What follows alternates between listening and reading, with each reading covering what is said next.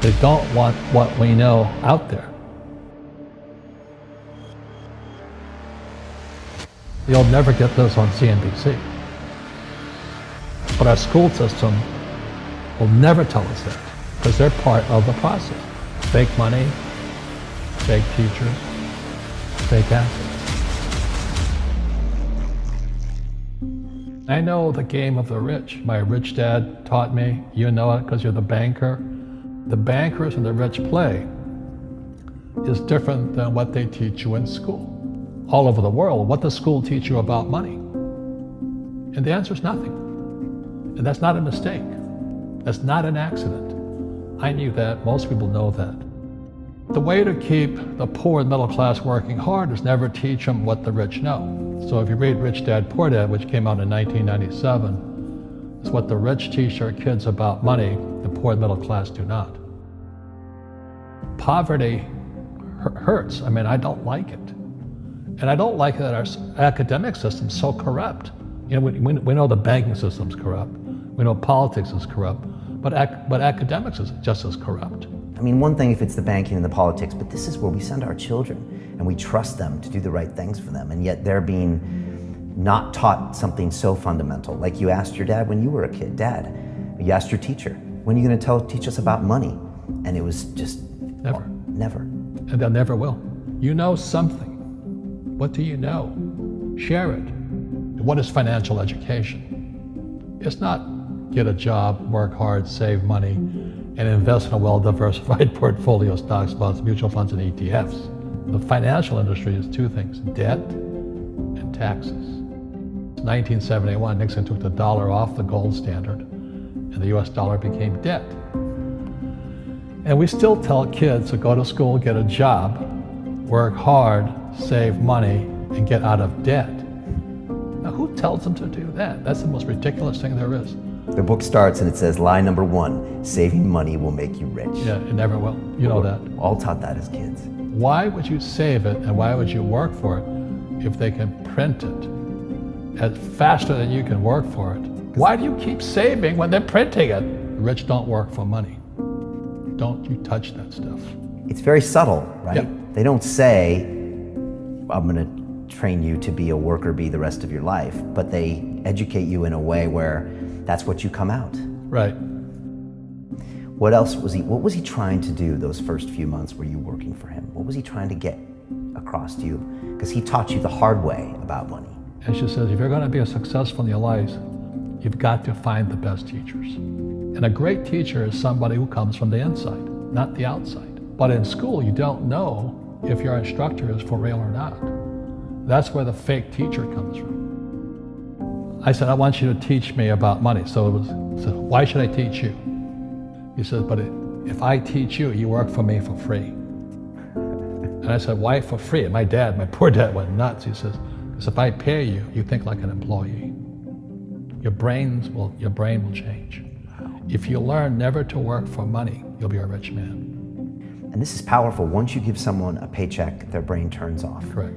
Because it's... And then the promise of a pension. Right. And job security. Which is kind of a paycheck in disguise. Correct. After you stop working. Give the man a fish, eats for the day, teach him to fish, eats for a lifetime. And most poor people confuse assets for liabilities. They think their home is an asset, it's actually a liability. Right. An asset is a noun, like a house. Cash flow is a verb. So to understand if it's an asset or liability, it takes a noun plus verb. So if the cash is flowing out of your pocket, it's a liability. If the cash is flowing into your pocket, asset, verb, it's an asset. So I own 7,000 rental properties. Those are assets. Every month, the cash flows in. Whereas many people have the big house on the hill and the cash is flowing out. Right. And they're going broke. Right, it's like a frame of mind. The other thing the poor don't understand is the number 1 expense for most people is taxes. And yet we don't even see it. Isn't that weird? You walk around and you look at the paycheck and say, that doesn't seem right, and you don't realize that the government's got a huge hand in your pocket and you are doing nothing to minimize that. Again, right. This is what's very different about the rich and the poor. The rich don't work for money. His number 1 expense is tax. See, there's 3 kinds of income: earned, portfolio, passive. So earned income is if I get a job, that's earned income. If I'm a doctor or a programmer, that's earned income because I'm working for it. If I buy, let's say, Apple for $10 and I sell it for 20, that's portfolio income, capital gains. Yeah. But passive income, which is cash flow, is never taxed. And so these guys are screaming right now in America, tax the rich. I said, good luck. Because most of the guys complaining, they don't know there's three kinds of income. And the rich don't have jobs anyway. They have assets. And so the average schmo out there, poor guy, sent the kid to school. They don't learn this. You see, very few people will buy what I do, make $1 million and pay zero tax. And my rich dad taught me that playing Monopoly. That's how it started. 4 greenhouses, 1 red hotel. Or the McDonald's formula. I write about it here. McDonald's, Ray Kroc. Yeah. McDonald's is in the real estate business. So they sell hamburgers, but they buy real estate, so they pay no taxes. This guy Bezos, he's $16 billion. How much tax did they pay on that $16 billion? Zero. And that's all legal. Anyone can do it. Everybody can do it. But most people lack the education. So once you learn how to use debt as money, you can never say, I can't afford it. You see, because the banks will give you, so the banks, after the crash of 2008, the banks gave me $300 million tax-free. When I asked the average guy, I said, why don't you use debt? They can't even get a loan because their scores, their FICO scores, I don't even have them here, are so bad. The school teachers will never tell you that because they don't know it. My poor dad never knew that. You don't know if something is an asset or a liability until you can say which way the cash flows. So a house, is it an asset or liability? Well, if it's taking money from your pocket, it's liability. If it's putting money in your pocket, it's an asset. The US government wants me to provide housing, wants me to provide jobs, wants me to borrow money because that's how money is created through debt. I get huge tax breaks. Everybody can do the same thing if they had the financial education to do it. If people understood the tax code, we'd be more prosperous. But can poverty be passed through genetically? Yes. Because it's some type of way of thinking. It's an attitude. An attitude. It's very simple. When people ask me, how do I stop it? I just say, never say, I can't afford it. Ask yourself, how can I? The reason I have so much money is because I don't say I can't do it. I just go, how can I do it? And I just go and do it. I make a lot of mistakes, but that's how I learn. How can I? The poor people, like my poor dad, always said, I can't afford it. Do you think I'm made of money? I'm a school teacher. I can't do that. And I picked that up. And my rich dad never said those words. So when I meet poor people, they use the words I can't a lot.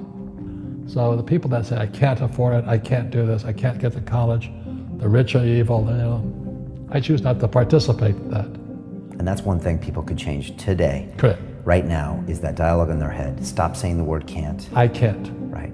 So how can I? How can I? Especially as in, I can't afford it, how can I afford that? Right. Because that opens them up to looking at it as an investment to a greater future. Right. When I borrowed $300 million, I couldn't do it until I went to ask. And I got turned down so many times. I said, and every time I showed the banker my financials and he'd go, sorry. I said, look, do me a favor. Why did you turn me down?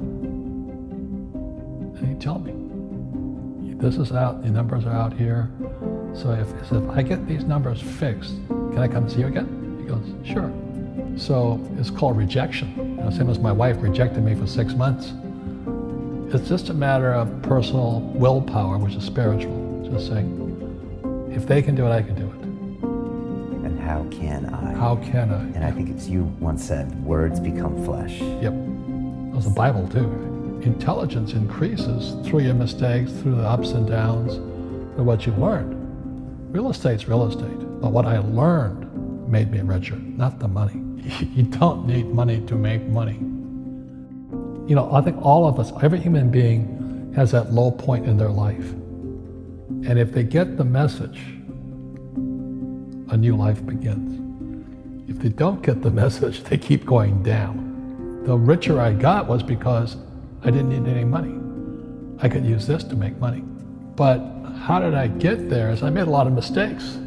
people are afraid of making mistakes and all this, fear of failing, it limits them. Nice, so very nice. So many people trapped in the same device.